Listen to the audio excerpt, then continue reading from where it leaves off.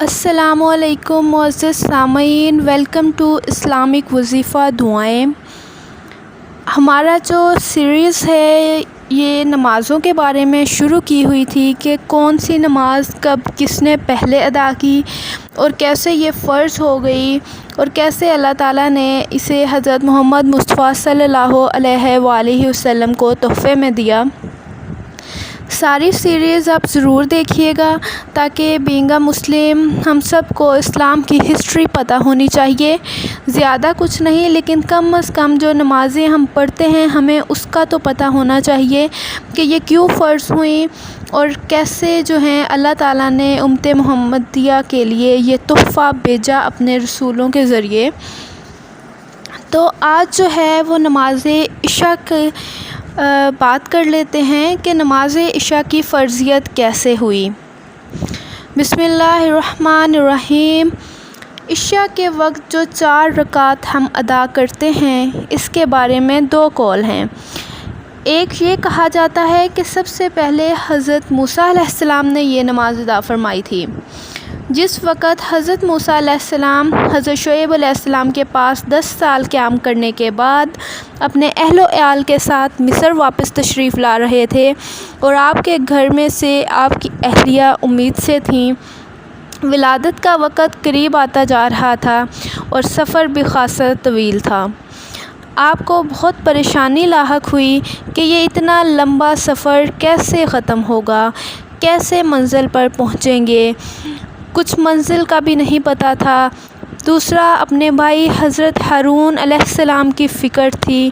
تیسری فکر ان کو یہ تھی کہ فرعون جو حضرت موسیٰ علیہ السلام کا جانی دشمن تھا اس کا خوف بھی تھا، اس کی طرف سے بھی فکر تھی، اور چوتھے ہونے والی اولاد کی بھی فکر تھی۔ یعنی آپ کو یہ 4 فکریں لاحق تھیں۔ ان 4 پریشانیوں کے ساتھ حضرت موسیٰ علیہ السلام سفر فرما رہے تھے، پھر سفر کے دوران صحیح راستے سے بھی ہٹ گئے، جس کی وجہ سے پریشانی میں اور اضافہ ہو گیا کہ راستہ ہی بھول گئے تھے۔ اسی پریشانی کے عالم میں چلتے چلتے حضرت موسیٰ علیہ السلام کوہ طور کے قریب مغربی اور داہنی جانب پہنچ گئے۔ رات اندھیری تھی، ٹھنڈی تھی اور برفانی تھی۔ اہلیہ محترمہ کو ولادت کی تکلیف شروع ہو گئی۔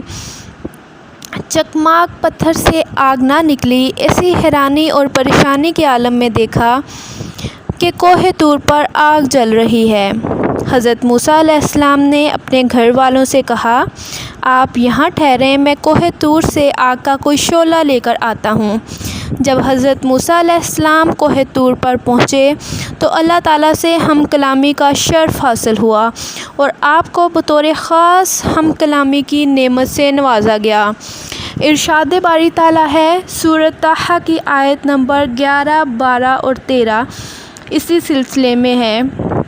فَلَمَّا أَتَاهَا نُودِيَ يَا مُوسَىٰ إِنِّي أَنَا رَبُّكَ فَاخْلَعْ نَعْلَيْكَ إِنَّكَ بِالْوَادِ الْمُقَدَّسِ طُوًى وَأَنَا اخْتَرْتُكَ فَاسْتَمِعْ لِمَا يُوحَىٰ۔ ترجمہ اس کا کچھ یوں ہے، پھر جب وہ آگ کے پاس پہنچے تو ان کو من جانب اللہ آواز دی گئی کہ اے موسیٰ، میں تمہارا رب ہوں، آپ اپنے جوتے اتار دیجئے، اسی لیے کہ آپ مقدس وادی طویٰ میں ہیں اور میں نے آپ کو اپنی رسالت کے لیے منتخب کر لیا ہے، لہٰذا جو وحی آپ کی طرف بھیجی جا رہی ہے اس کو غور سے سنیں۔ بہرحال جب اللہ تعالیٰ کی جانب سے یہ انعام حاصل ہوا تو آپ کی 4 پریشانیوں کا خاتمہ ہو گیا۔ کسی نے بڑا اچھا شعر کہا ہے، تو ملے تو کوئی مرض نہیں، نہ ملے تو کوئی دوا نہیں۔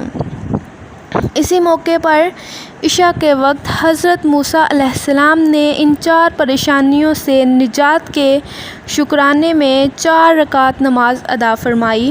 یہ 4 رکعت نماز اللہ تعالیٰ کو اتنی پسند آئیں کہ حضور اکرم صلی اللہ علیہ وآلہ وسلم کی امت پر ان کو فرض کر دیا۔ دوسری روایت یہ ہے کہ یہ عشاء کی نماز سب سے پہلے جناب محمد رسول اللہ صلی اللہ علیہ وآلہ وسلم نے ادا فرمائی، اس لیے یہ نماز بہت اہم عمل ہے۔ اللہ تعالی ہم سب کو 5 وقت کا پکا اور سچا نمازی بنائے۔ اس ویڈیو کو صدقے کی نیت سے شیئر کریں، کیونکہ نیکی کی بات پھیلانا صدقہ جاریہ ہے۔ اللہ ہم سب کے گناہ معاف فرمائے، ہمیں اپنا شکر گزار بنائے اور ہمارے صغیرہ کبیرہ گناہ معاف فرمائے، ہمیں نیکی کرنے کی توفیق دے، برائیوں سے بھی بچائے، آمین۔